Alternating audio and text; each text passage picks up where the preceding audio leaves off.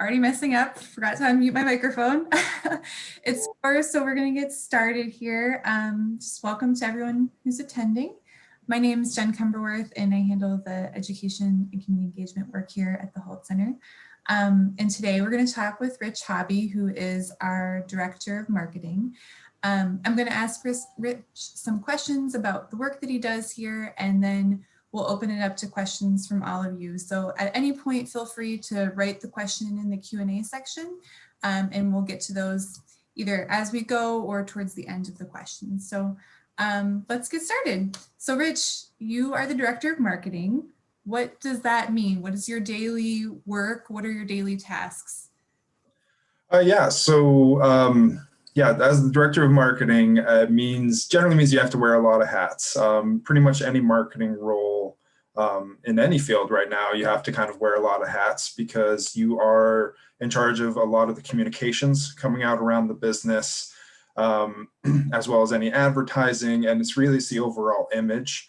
And with the proliferation of social media, that means that you kind of have to be on top of everything to kind of help maintain that vision and brand for the organization that you're with. So as the marketing director for the Hult Center, I am in charge of all of our advertising, our marketing. I oversee all of our public relations.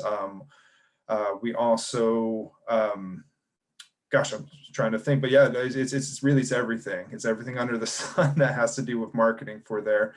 Something I like to try to inform people about the Hult Center, though, is that we are an organization that has resident companies. So I do not market every single show that comes into our building. Our resident companies, the Eugene Symphony, the Ballet, Eugene Concert Choir, Ballet Fantastique, they have their own marketing departments there that are going to do their own marketing. So I may occasionally help out and lead or try to help any of those organizations that require it. But for the most part, I'm advertising everything under our Hult Presents brand. That's a full concert and lecture series that pretty much brings in just world-class artists from all types of fields to come to our stages. And then I'm also in charge of the institutional branding and our relationship with the city of Eugene, who is the owner of the Hult Center. Awesome. So that's a lot. So what does like a day to-day look like? Like what would you do in your typical day with your job? Yeah, I have to do some time travel of that one since we haven't had a typical day in quite some time. But pre-pandemic, a typical day for me would have been coming in, checking the sales reports is usually how I'd either end the night or start the morning, just to kind of do a quick check on the health of any of our shows that were coming up. From there, I would get into the office. I'd check in with the team. We are networked with the City of Eugene marketing department for the LARC's Library, Recreation, and Cultural Services team. So we'll do a quick check-in on that, find out if there's any ads or any things that are in development, any social media campaigns that need to be started, or pretty much anything that I need to give direction on for it to kind of get out the door. After that, it's usually a check-in then with, okay, what's happening in the local media market? Who's writing about what? Are we able to get out any press outreach about any of the upcoming shows? And then from there, it's talking and networking with our programming department, finding out what their needs are. Oftentimes, the programming department is in charge of all the bookings and all the events that are coming in. So they're often talking to agents and managers who may have needs from marketing or requests from us for work to accomplish on their behalf. So we'll usually network with them, find out what's needed from us, also find out what pain points or issues that they're seeing coming up. Are there any new shows that they booked, announcements? Because there's also a little bit of a constant balancing act that you have to do, is that you have to constantly be getting messages out about various shows, but you also don't want to blast everybody's ears off every time you open your mouth. So it's always trying to find that proper balance of stuff so that you are, one, growing your audience, informing your audience, but not annoying your audience. Awesome. So with all of that, what do you consider the best part of your job? Like, you have a lot of different things that you do and tasks that you do, but what do you consider the best part? There's a few areas there, but it wasn't until I got into like my early 30s that I finally started to acknowledge the fact that my entire life had kind of been on a path towards the arts. I was always somehow engaged with arts and theater from a very young age. Once I went into middle school and high school, I was playing in bands. And despite being a decent guitarist, I automatically always saw that my best asset for when I was playing in bands was helping promote the bands I was in. And then also working with other bands and things to help kind of spread the word there. So I would say that overall, the best thing about my job is that I get to do something that I love. It's something that I have a natural affinity towards. I enjoy art of all measures. It doesn't just have to be rock and roll. It can be dance, it can be family programming, it can be vocal works. I think my appetite obviously wasn't as wide in the past as it is now, but I think you do grow, new fascinations. You get grow to appreciate new things too. So one of the best aspects of my job is that I'm constantly being challenged by having to promote something new. It could be one day I'm promoting a show, just a rock and roll show, just easy peasy. It's a name that everyone knows. You run the radio ads and get things going, and the thing sells out on its own. But then the next day, I might be advertising a modern dance show that's themed off of David Bowie, and that's almost so much more exciting to me because one, you have modern dance, and some people might have a natural aversion to trying new things at first, but then you have this amazing aspect of it was a modern dance piece paired with David Bowie music. And that instantly gives you a gateway opportunity to where you get to reach hundreds of new people, or if not thousands, and to get them to suddenly consider, do I like dance? And to see what happens also in marketing that, and then seeing the results of pulling off shows like that, that's really the most rewarding aspect to me. And one thing I will tell people often is that sure, I get to work with musicians, actors, the whole, lots of shiny faces and well-known names. But the thing I'm waiting for, and what will make all of this worthwhile is some days finding out some production that I helped advertise made an impression on someone that changed their life, that made them want to dedicate their life to dance, to music, to their instrument. And then that person goes on and becomes a huge star. And then I get to take all the credit for it of that one. But joking aside, though, I mean, that's the value of it, is that you get to see the impact of performance and art on people, and really that kind of keeps that fire lit. Yeah, I agree with you on that. It's one of the most rewarding parts about working in the arts, for sure. So my next question was about the challenges, which you sort of addressed when you were talking about the best parts. You were saying it's also a challenge. So would you say that there are other like really challenging aspects of your job, and like what would that be? I know before you mentioned the timing of how you promote shows is a challenge, but what other sorts of challenges you encounter? Yeah, there's a little bit of a Sisyphus effect. And for those that forgot their Greek myths, Sisyphus is that poor guy that gets stuck in hell and he has to push a boulder up to the top of the hill every day. And then he wakes up the next day and the boulder's back at the bottom of the hill. There are times when event marketing can feel like that. It can feel that you push the boulder up, and then there's barely any time for recognition or celebration of it. And then the next day you have a new show on sale and the boulder's back at the bottom of the hill. So there can be a little bit of fatigue that happens around there because yeah, it's just relentless sometimes. Entertainment stops for no man, or it stops for a pandemic, but it doesn't outside of that. But not There are, really. You're still doing stuff, so. yeah, I mean, we're still trying, but it does put put a few sticks in the spokes. But then the other challenge I would say is that I'm 30, well, I'm 37 for 12 more hours. So um, Rich, happy birthday. thank you. Yeah, no, not wasn't fishing for a birthday wishing there, but it's that at 38, I never thought I would be so exhausted by social media by this age. And that's the fact is like from coming straight out of college, I was part of the first wave of people that had to work in social media and integrate it into every aspect of marketing and communications.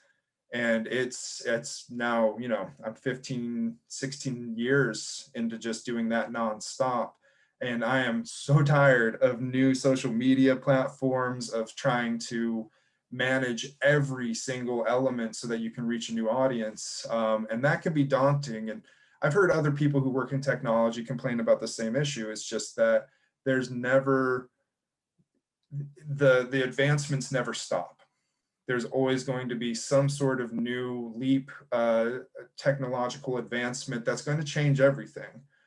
So you can't be complacent and just saying, I read this book and now I know how to do this for the rest of my life. That's just not going to be the case. You have to challenge yourself to be engaged, and also to acknowledge the fact that you are going to hit a point where there are people who will know better than you, and that you need to put those people ahead of you, so that you're not actually getting in their way. I don't know if I've gotten to that point yet, but I'm so excited for when it happens. For sure. Yeah. Um, awesome. Yeah, I imagine that is always changing, so super hard to keep up with. But on that note, I did officially park our first TikTok account. So I finally bit that bullet, and the Hult Center someday we'll start playing around on TikTok as well. But I fought Amazing. that for a long time. See some dance videos by you, Rich. Oh yeah, yeah. No, I'm all about that ocean spray. Okay, so the next question I have on here is asking about the average salary for your job. And I know that you've worked at other places and stuff, so I don't know if that's something that you can kind of give us a little insight. Um, I know the Hult Center is technically part of the city government, so it might vary depending on what kind of venue you work at or what sort of organization you work at. Yeah, well, a marketing director, I mean, that starts to get it pretty high up in terms of where you're going to get to with a salary. But really what is going to play the biggest factor on salary and range is what type of organization you end up working with. And when you're working in the arts, there's a good chance that you will end up at a nonprofit, or you could end up with a for-profit. I am in a very small little circle of a municipally owned venue. So I'm actually a government employee working in the arts, which has its own benefits as well, but also drawbacks, compared to other things too. So um, I think it's easier if I give you kind of a range about where things can start out. So entry Yeah. level, I came out of college and went right into working for a nonprofit. And at that point, I was making around $40,000 a year. Um, I would say if I was working for a for-profit, I would have expected to be a little bit more towards the 50 level, but give or take that you can start as low as 38,000 in some of these roles.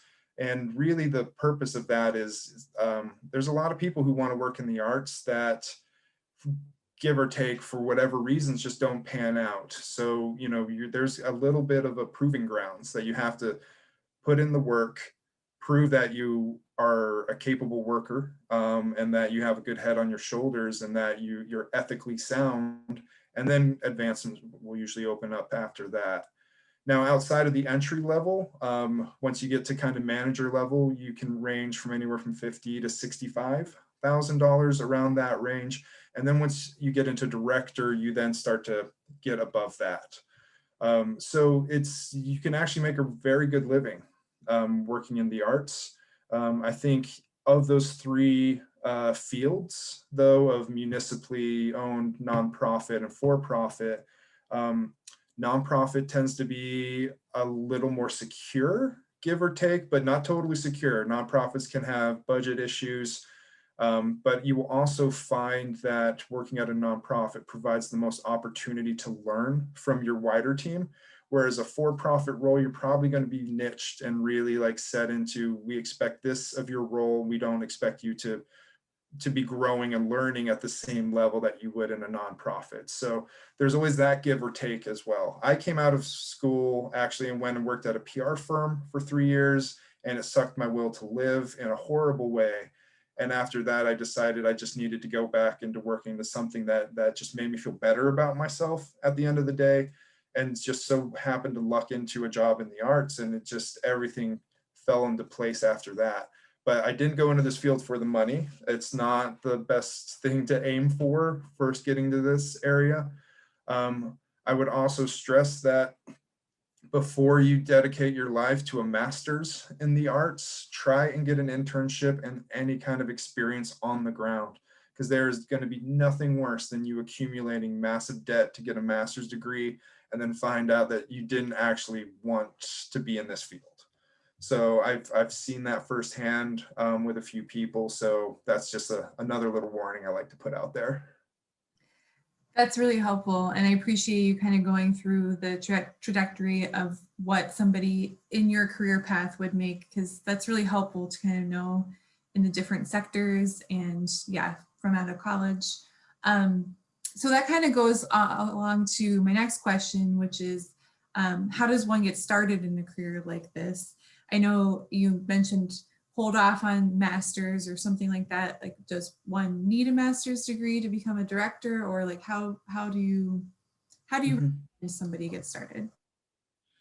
Yeah, really, it sounds terrible because it sounds almost like slave labor in a way, but interning is by far the number one thing I recommend to students who want to get a job in the arts.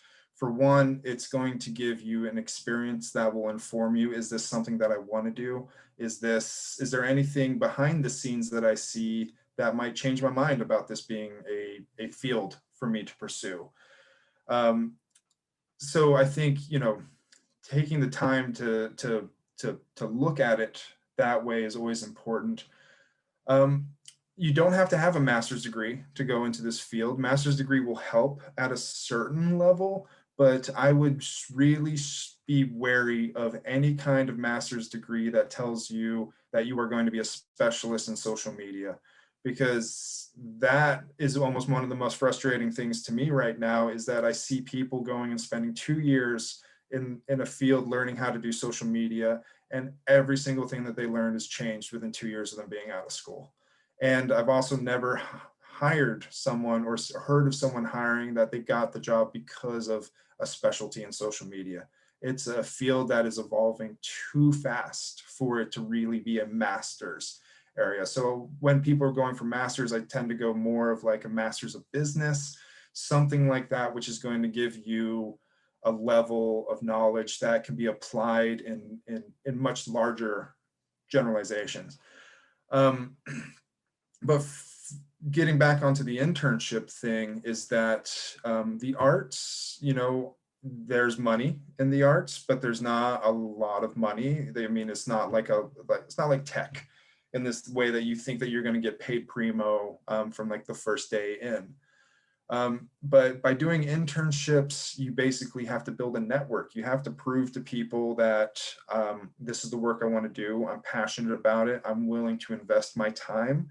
Not all internships are unpaid. You can get plenty of arts internships that have stipends or other hourly rates. They're just a little more hard to find and also more competitive to get into. But yeah, so really, like, it starts with, you could do this out of high school, you could do it out of college, you could do it out of a master's program.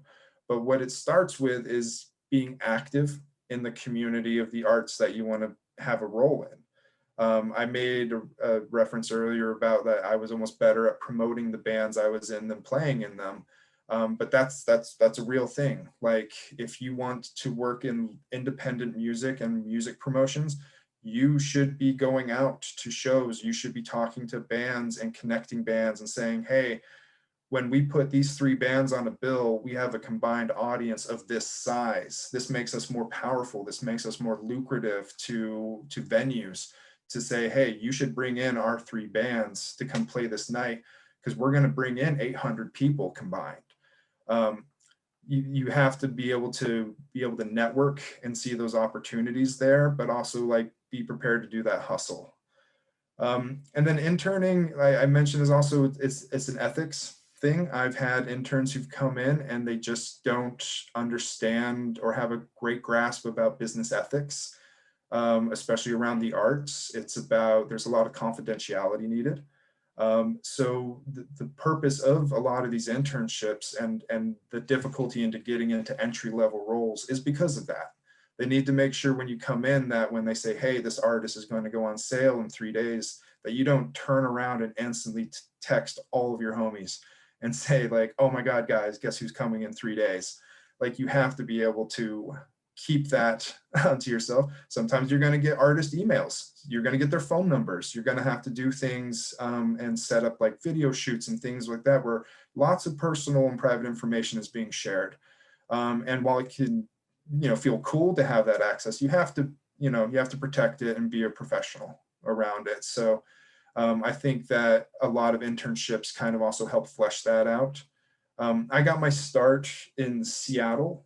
And that's definitely a more recognizable, music community. I mean, internationally, Seattle's a known music culture there. And I would always tell people that if you couldn't really get a job in the music industry in Seattle unless you completed 3 or 5 internships. And that was that you had an internship at the Seattle Theater Group or KEXP, which is the best independent radio station in the world. Or with the EMP, the Mopop Museum, which is where I was at, because we had all kinds of youth programming and concert education, or working at the Numos group up on Capitol Hill, or any of the venues that are kind of in that scene, or the Seattle Office of Film and Music. Now, if you had interned at any of those, and you would often find someone who had interned at 1, 2, 3, 4 of those, that like it was a known thing. You had to try and get those internships. And that's what really, once you'd gone through those hoops, there were jobs waiting for you. That's really helpful. I think that makes a lot of sense, is knowing people and getting into the industry. That's the best way.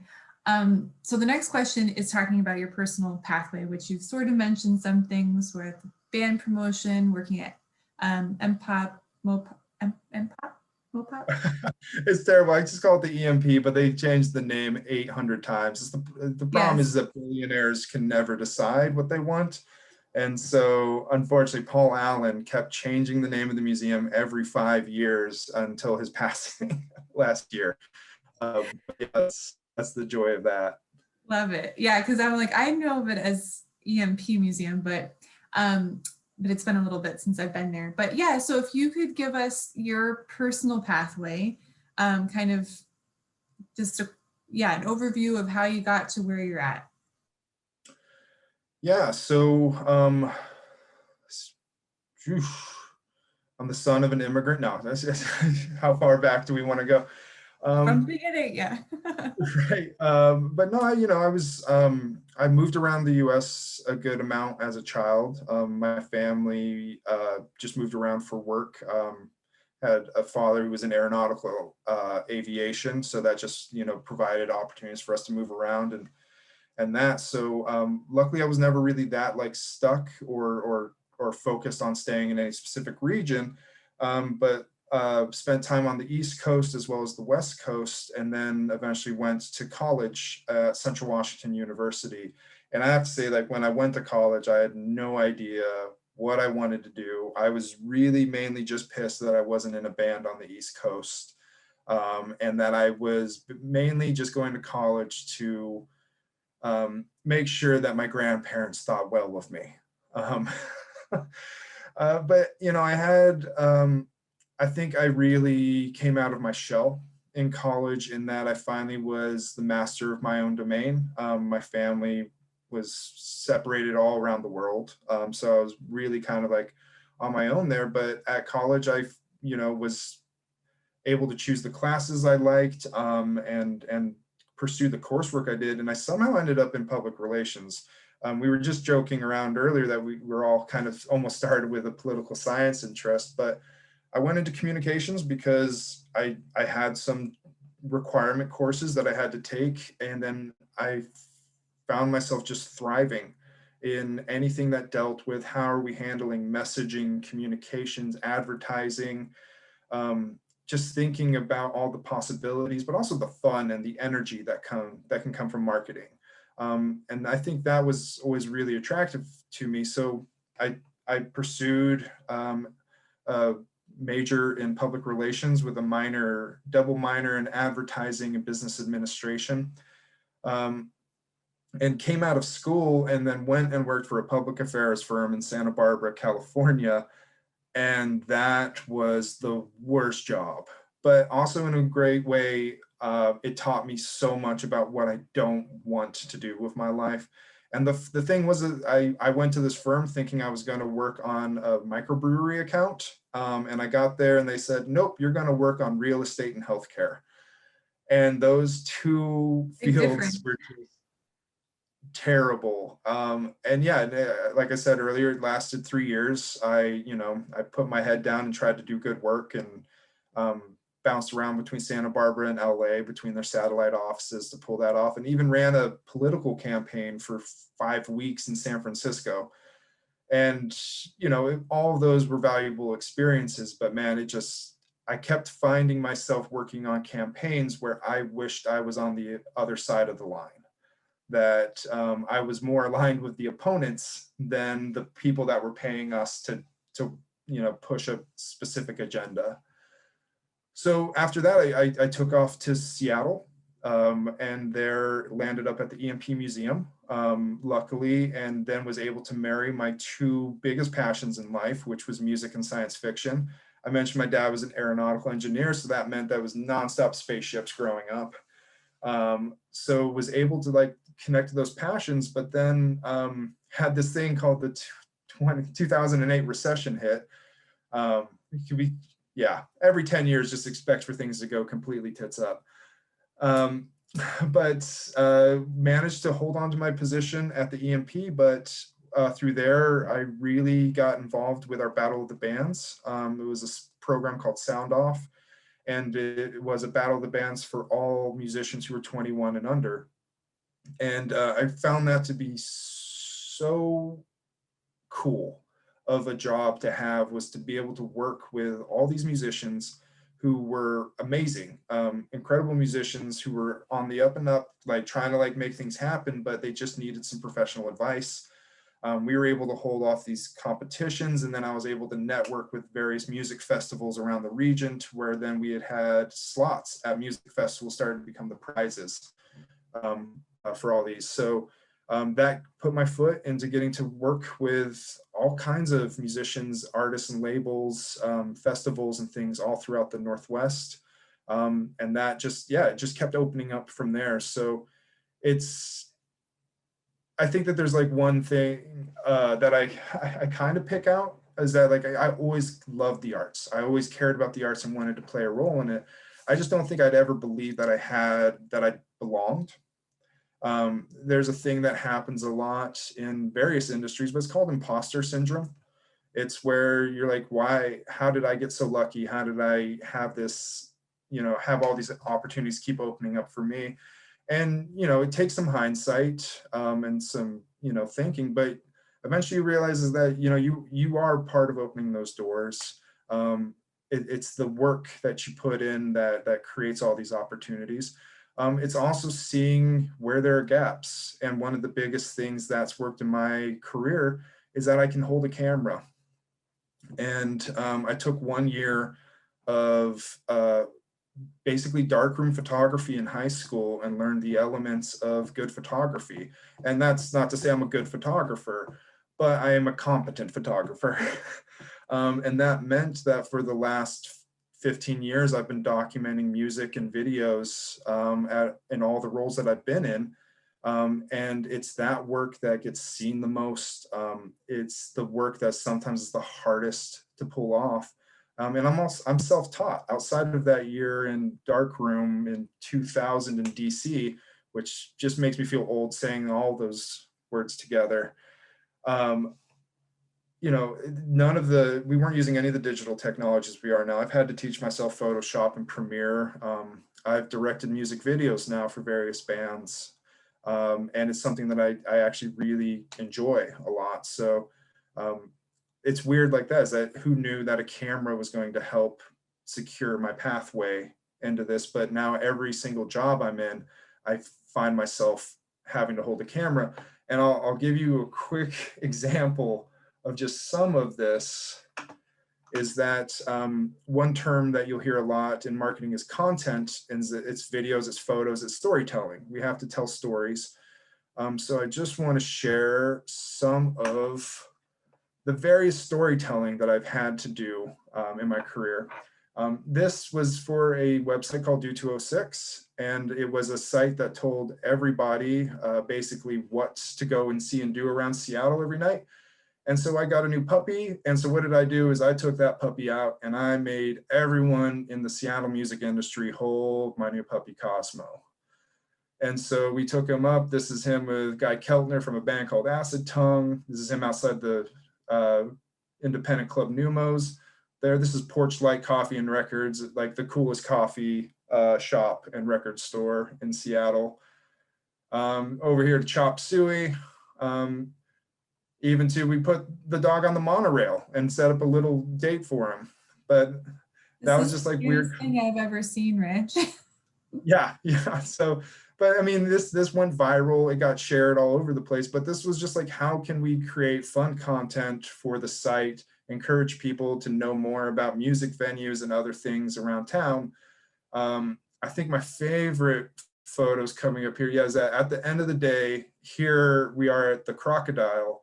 And Cosmo was so tired that he literally passed out in the ticket window, which was by far the cutest thing that could have happened there. But to give like another example, when I was at the EMP, I had to make a short little video about the fantasy exhibit and the Iron Throne from Game of Thrones that was on display for a while.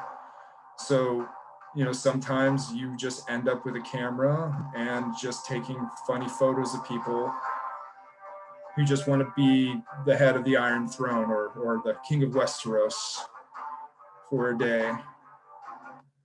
But then even more is that we get to work with bands. And one band I got to work with that just had their first major label release is a group called Naked Giants. They're killer. They're just an awesome 3-piece rock and roll group. But to be able to work with these guys from this age and being able to put on like these massive shows and get them kind of up to a whole new level of skill was super beneficial. And then let's see, oh yeah, and then like even now today at the Hult Center, sometimes we have to just slap together a 30-second ad for an artist that's coming up. So the video editing skills will even come into play for just putting 30-second ads together. But usually other places are having to send this stuff out to a firm or some other kind of video editor. And what's funny is that I know that there's any students watching this knows that this is basic video editing type stuff. But just know that there's generations of people who have no idea how to do any of this. That's awesome. Thank you for showing all those pictures of Cosmo. Very adorable. But that's really helpful to hear that you kind of done so much to get to where you're at, and that it's okay to start in one spot and end up in another. And it's just helpful to hear that. We do have a couple questions, and if folks on this call have more questions, feel free to type them. But we have, so what is a goal within your field that you would like to achieve before you retire, like a bucket list item? You know, I think I'm kind of like on the path to achieve those, but it's just it's taking on more. It's we're going at the Hult Center. We are going to be overseeing our Broadway series soon, and one area that I've actually really found myself growing into has been musicals. which will like scare the hell out of anyone who knew me in high school, because I was just a metalhead that just wore all black all the time. But now I get to really sink my teeth into musicals and musical theater, and there's just so much of a world to discover in that. But it's also such a complex and intricate industry that you have to market in, because you're now having to deal with firms and agents from New York who are going to be far more demanding than other people that we've worked with. So it will make me step up in ways that I haven't had to in the past. But I think also something that I personally am trying to get to is to direct and to manage effectively. I mean, that's more of like a personal level, but I have to warn people going into this field that a lot of the times the marketing roles are usually underfunded, or you're not going to have a robust team depending on where you're at. If you're at a for-profit, you probably will. You'll have 19 people and they all have their specific roles and who will be able to do all of that. But oftentimes you will find that you need to increase your skills. You need to be flexible. You have to be nimble a lot. And so a personal thing is I look forward to eventually like helping build a team and helping grow others and helping others kind of grow their skill sets. I'm also at the point of where like I recognize I don't need to jump in and fix every problem. So I need to kind of, grow in that way. But I'm really excited just to be able to work with building a team here in Eugene and kind of growing on that. But I think it's Broadway, and then it's, what else can we throw in there? Like, can we create like a fun festival or something that the Hult Center is, in charge of? Is there more marketing or things that we can be doing for venues outside of the Hult Center? I mean, this really kind of, there's so many opportunities that are still out there that I want to sink my teeth into. And it's just, I think, more of a matter of time. That's awesome. It's good to have that curiosity and that, drive to kind of want to do more.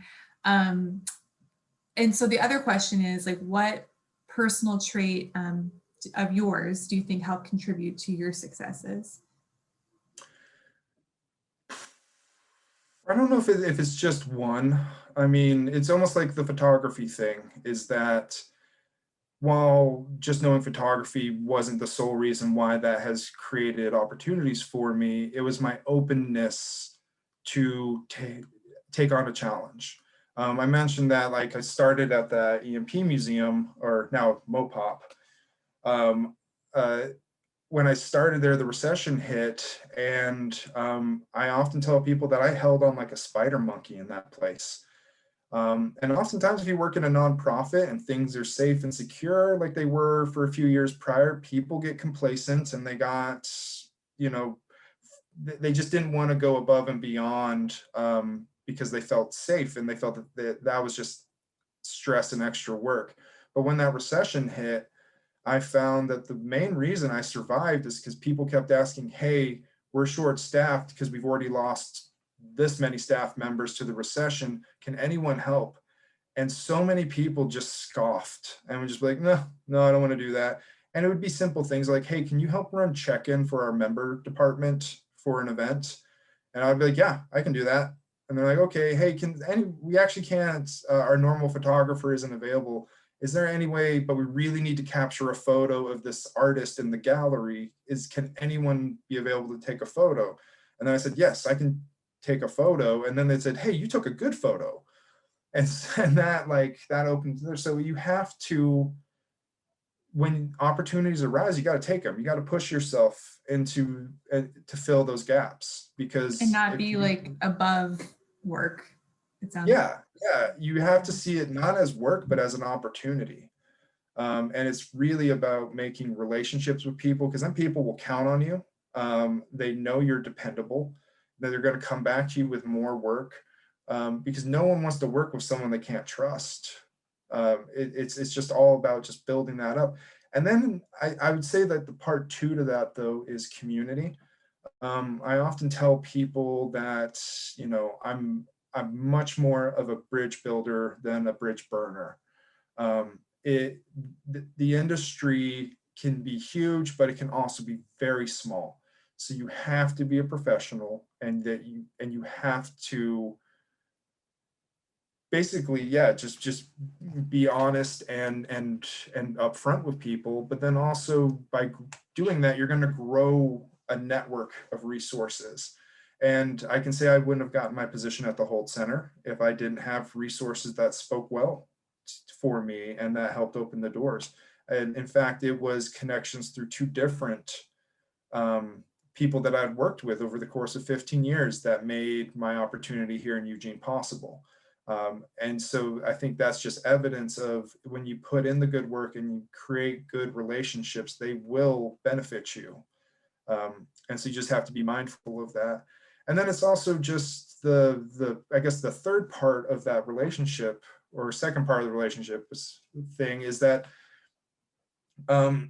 you'll hear this phrase used a lot, of the high tide raises all ships.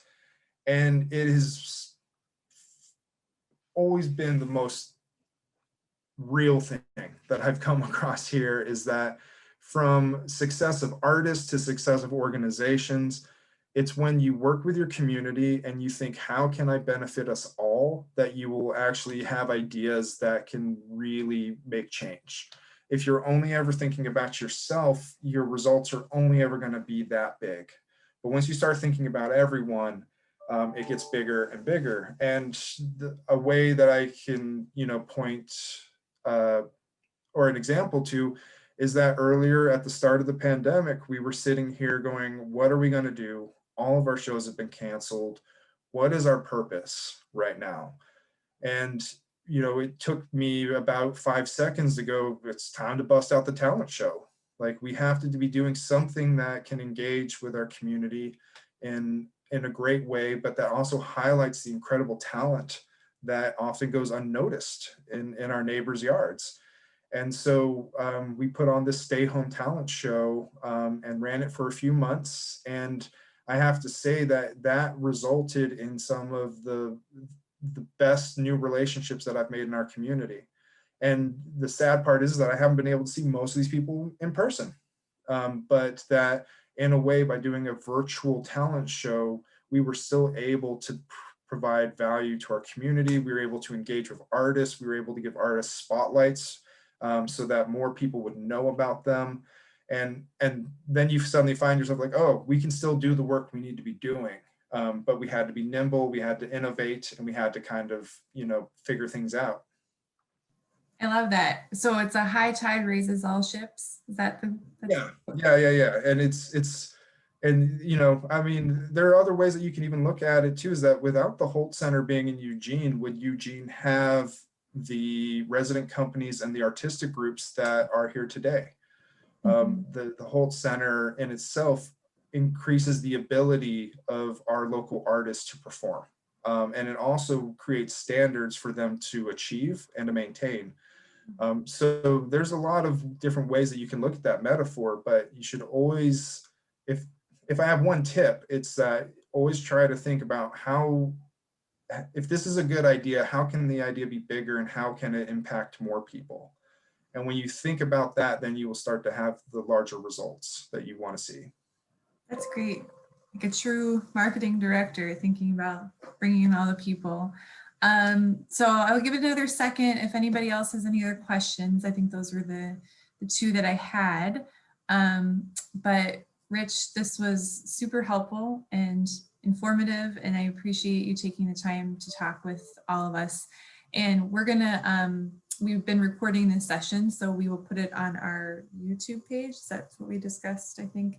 And I'll send out an email to folks too. So I think if that's it, if you have any other parting words of wisdom, I think if you have any. Yeah, I would just say that, I really enjoy being or having any mentor opportunities for people. So if anyone's ever interested in knowing more about this and get into the real nitty gritty of what digital marketing looks like, I'm always open to, doing meetings and kind of like intensive, conversations with people. So happy to be a resource for that. But my other tip is just, learn as many programs and multimedia programs as people can learn right now. This is a time where, we're trapped inside, but polish off that skill set, keep adding to it. And, the more you can make yourself a one person marketing agency, the more opportunities you'll have entering this field. Awesome. And I think we actually do have maybe one more question. Um, if you're able to type it into the Q&A or the chat, I can read it off. I see we have, let's see here. Give her a second. Oops.